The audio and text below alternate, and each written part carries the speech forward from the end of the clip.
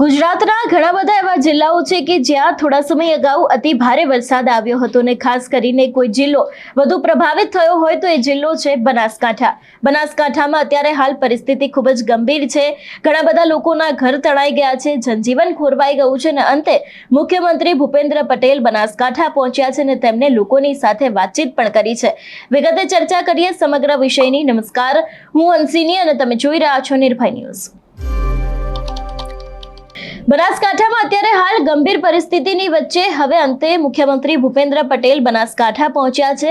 તેમને લોકોની સાથે વાતચીત કરી છે. ખાસ કરીને બનાસકાંઠાના અતિવૃષ્ટિગ્રસ્ત સુઈ ગામના સામૂહિક આરોગ્ય કેન્દ્ર ખાતેના આશ્રય સ્થાનની મુલાકાત દરમિયાન મુખ્યમંત્રી ભૂપેન્દ્ર પટેલે ગ્રામીણ મહિલાઓ અને બાળકોના ખબર અંતર પણ પૂછ્યા હતા અને તેમની સાથે વાતચીત કરી હતી.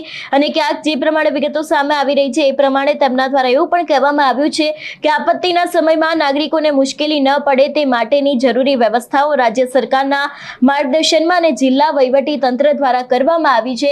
એવું પણ ક્યાંક સીએમ ભૂપેન્દ્ર પટેલનું નિવેદન સામે આવ્યું છે અને તેમણે લોકોને કહ્યું છે.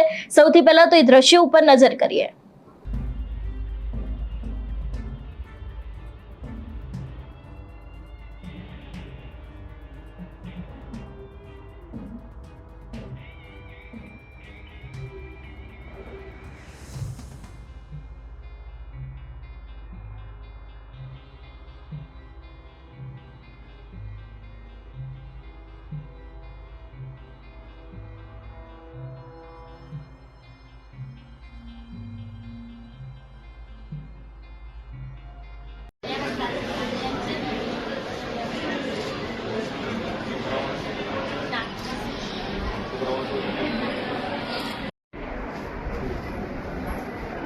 તીરનગર ગામના સુઈ ગામનો તીરનગર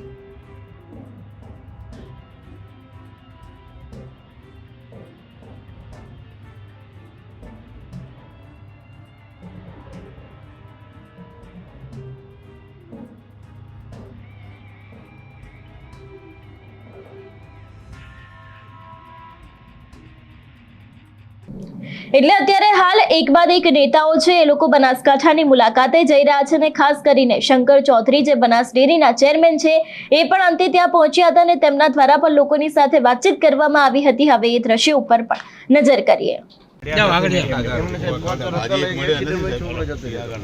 કાંઠા તો બધું આપણું મોટું આફત છે ને કોઈ એક પેલી નથી.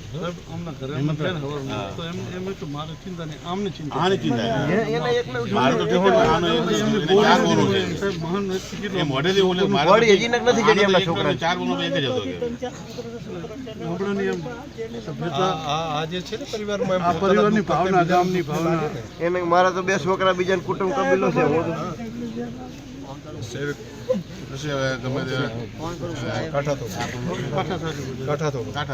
બધા દુઃખી છે તમારા આખું ગામ વિસ્તાર બધા વાલી આપણા ગામ પ્રેમ બધા